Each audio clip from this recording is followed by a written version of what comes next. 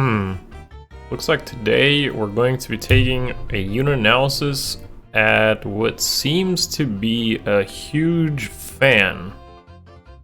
Quite an interesting addition that we've added to Fire Emblem Heroes today.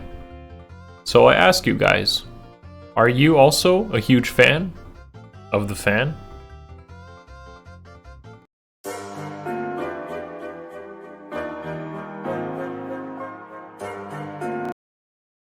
Hey guys, Akariss here. Welcome to a brand new unit analysis video featuring our F2P free unit this time, which happens to be Hinata. To preface this, honestly guys, there's not that much to talk about. Realistically, this isn't really a unit you should invest into, so I'm just going to preface it that way. But what we'll do is we'll make the best of this video and tell you why you could invest into him, and more realistically, is his weapon worth foddering to anything? So we'll cover that in today's video, and hopefully you take something out of it.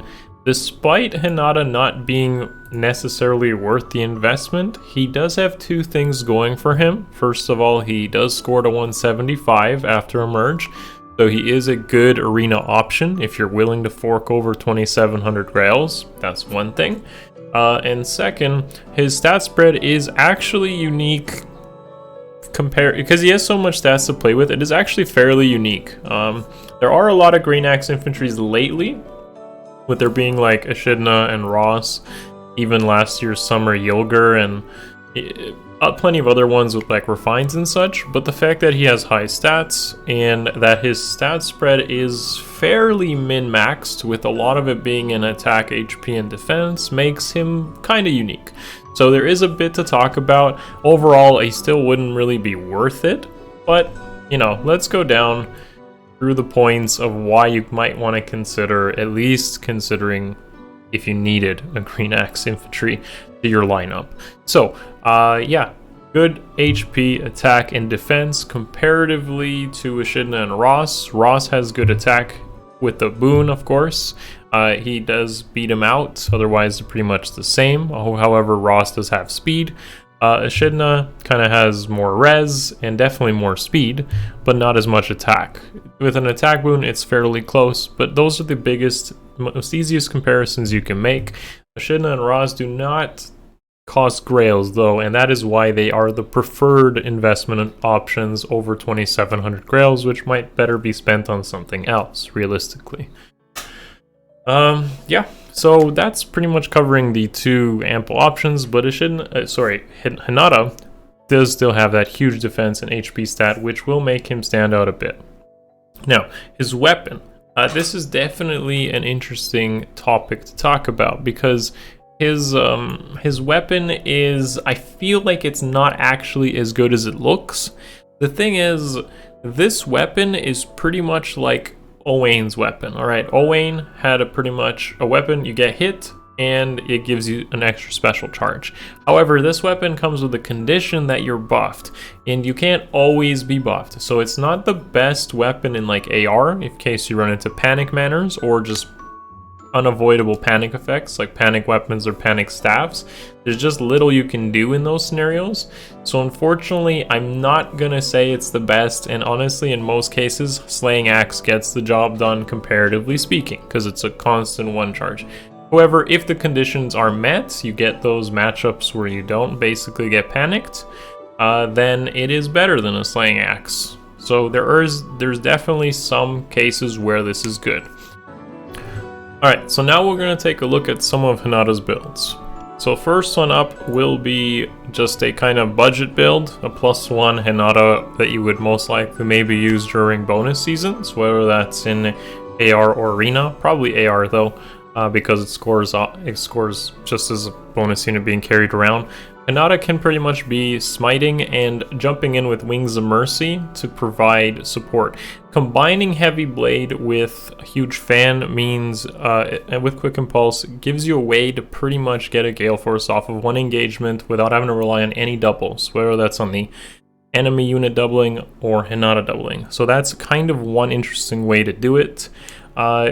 As I said earlier, a slaying weapon kind of does the same thing though, and that's why this isn't really interesting in any way.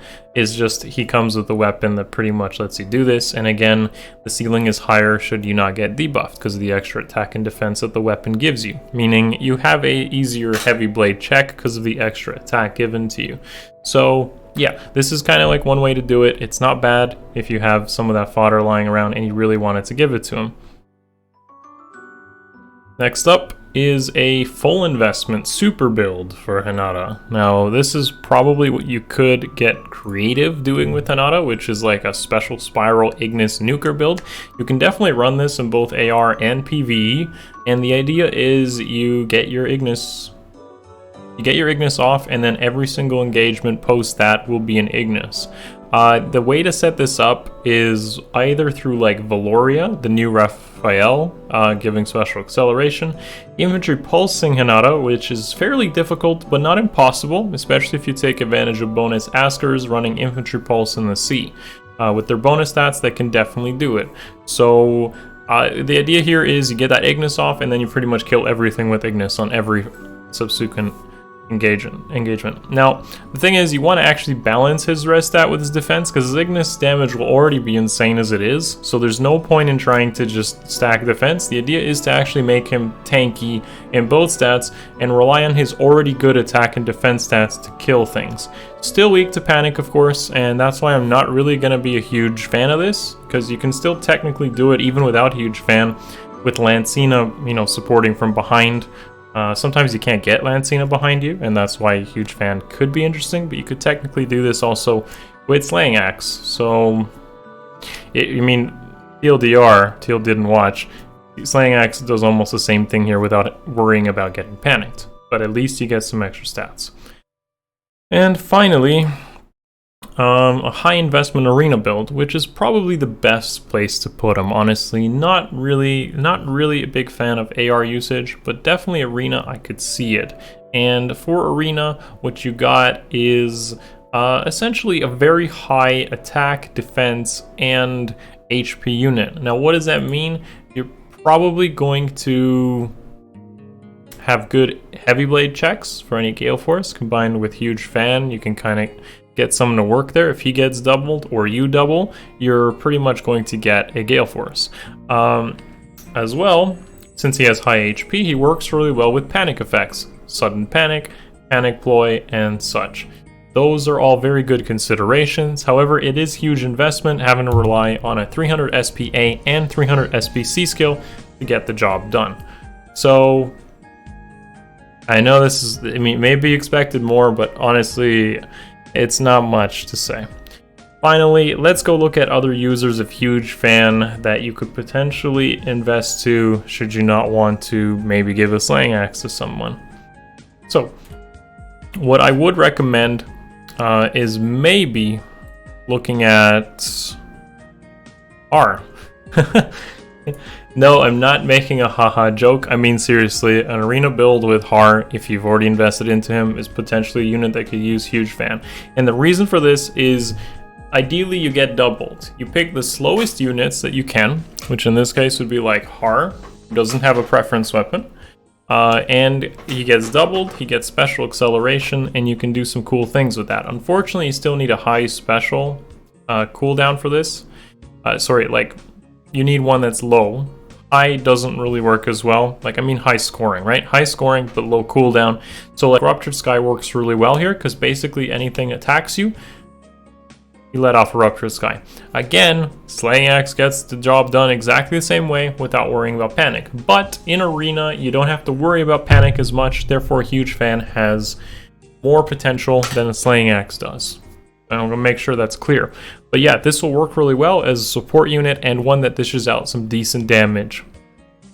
The question is, would Slaying Hammer be better? Well, the thing is, not always, because Arena has varied up with dual heroes, legendary heroes, and other high scoring units not being armors lately. So you don't necessarily always want a Slaying Hammer, and a Huge Fan might output more damage. Another unit, one more recent, but also a good contender for arena scoring, is of course Flame Emperor.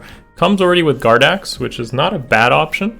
But Huge Fan is also pretty cool because, especially if you were to put Flame Emperor on Water Season, you would see the likes of like Leaf, Braum, and Azura. And actually Emperor can challenge all of those, but relies on special damage to get those kills. So combining Ruptured Sky with Huge Fan, and you can run Vengeful Fighter, which is pretty much like QR, but you will charge Ruptured Sky if a second hit doesn't...